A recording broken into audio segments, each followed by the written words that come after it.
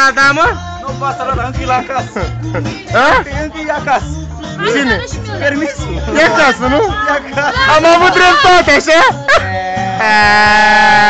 Da, nu rup. Bine ar scârbă. Gură, dar parcă tu nu știi. Ca femei, ca femei. Da,